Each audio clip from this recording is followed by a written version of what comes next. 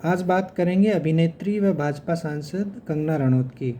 कंगना रनौत जो कि हिमाचल प्रदेश की मंडी से लोकसभा सांसद हैं, उन्होंने एक बयान दिया जो काफ़ी चर्चा में रहा। उन्होंने कहा कि सो कॉल्ड किसान आंदोलन, जिसके बाद 3 कृषि कानून वापस ले लिए गए थे, उसमें महिलाओं का उत्पीड़न हुआ है और इस आंदोलन को विदेश से फंडिंग प्राप्त थी। ऐसा जो स्टेटमेंट है, रिमार्क है, ऐसा बयान सोशल मीडिया में बहुत लोग देते हैं, क्योंकि कंगना रनौत सांसद हैं, एक प्रतिनिधि हैं, तो उनके बयान की चर्चा होनी लाजमी थी। तो इस बयान से भाजपा ने लगभग किनारा कर लिया है और भाजपा ने न केवल किनारा किया बल्कि एक तरह से आधिकारिक स्टेटमेंट जारी किया कि सरकार इस बयान का समर्थन नहीं करती है, नहीं भाजपा करती है। और भाजपा के बड़े नेता मंच पर आकर ये बयान दे रहे हैं कि हम इस बयान के साथ नहीं हैं और ये भाजपा का बयान नहीं है।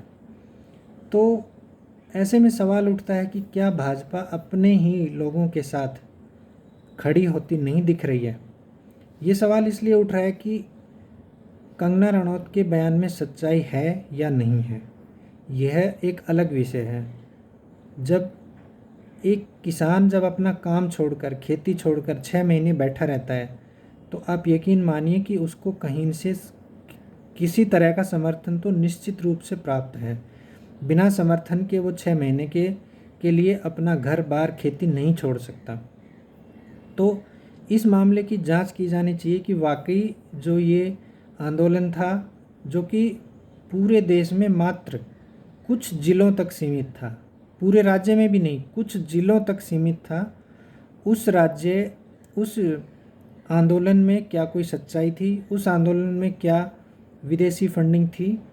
तो भाजपा चाहती तो सिर्फ इसे कंगना रनौत का निजी बयान कहकर अपना पीछा छुड़ा सकती थी, लेकिन भाजपा इस समय कंगना के साथ खड़ी नहीं दिख रही है। भाजपा के बड़े नेता आकर ये बयान दे रहे हैं कि कंगना ने गलत कहा और हम इसके साथ नहीं खड़े हैं। देखिए, भाजपा सत्ता में ज़रूर है, लेकिन सत्ता में रहना शायद भाजपा को नहीं आ रहा है। अपने आदमी की, अपने व्यक्ति की, अपने विचारधारा की रक्षा के लिए जो नहीं खड़े हो सकते, उनका इतिहास समय लिखता है। फिर माना कि अगर कंगना ने गलत भी कहा है तो इस तरह से किनारा करना उचित नहीं है। आप देखिए, कांग्रेस, सपा, टीएमसी, बसपा, कितने ही ऐसे बयान हैं जिनकी एक बहुत लंबी लिस्ट है। क्या कभी कांग्रेस पार्टी ने कार्रवाई की? क्या कभी सर्जिकल स्ट्राइक पर उंगली उठाने वालों पर कुछ कार्रवाई की? क्या कभी सनातन को ख़त्म करने वालों पर किसी पार्टी ने कार्रवाई की?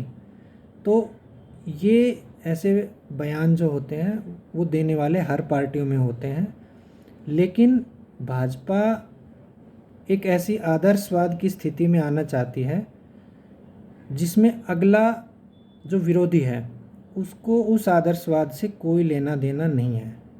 अगले का जो विरोधी पक्ष है उसका एकमात्र लक्ष्य भाजपा को अपने राह से हटाना है, अपने मार्ग से विचलित करना है। लेकिन भाजपा एक आदर्शवाद स्थिति में, हर एक स्थिति में उच्च मानदंड स्थापित करने की चिंता में अपने ही लोगों का विरोध करने के लिए तत्पर रहती है। तो ये स्थिति कहीं भी किसी भी तरीके से अच्छी नहीं कही जा सकती। अभी कुछ दिन पहले उत्तर प्रदेश में जब सीटें कम हुई तो ये बयान आया कि खुद नेताओं ने माना, बड़े नेताओं ने माना कि कार्यकर्ता घर से नहीं निकला, इस वजह से हमारी हार हुई। ये बात बड़े बड़े सांसदों ने, पदाधिकारियों ने मानी कि हमारा कार्यकर्ता उदासीन था, चुनाव के प्रति बहुत उत्साह नहीं था, इसलिए हम हारे। अब सवाल ये पूछा जाना चाहिए कि कार्यकर्ता क्यों उदासीन था? कार्यकर्ता इसलिए उदासीन था क्योंकि उसके काम नहीं बन रहे थे, प्रशासन उनकी सुन नहीं रहा था। तो जब आप अपने व्यक्ति के साथ, अपने कार्यकर्ता के साथ, अपनी विचारधारा के साथ नहीं खड़े होंगे तो कोई क्यों आपके लिए वोट मांगेगा, कोई क्यों आपके लिए समर्थन मांगेगा। अपने ही लोगों को बीच रास्ते में छोड़ देना किसी भी तरीके से राजनीति में सही नहीं कहा जा सकता। आदर्शवाद की अपनी एक लिमिट है, एक समय तक, एक लिमिट तक ही आदर्शवाद अच्छा लगता है, लेकिन सामने वाला जब धूर्तता पर आ जाए तो फिर वह आदर्शवाद कहीं टिकता नहीं है। इसलिए मेरा मानना है, निजी तौर से मेरा मानना है कि भाजपा को अपने लोगों के साथ खड़े होना चाहिए और खड़े होते दिखना भी चाहिए।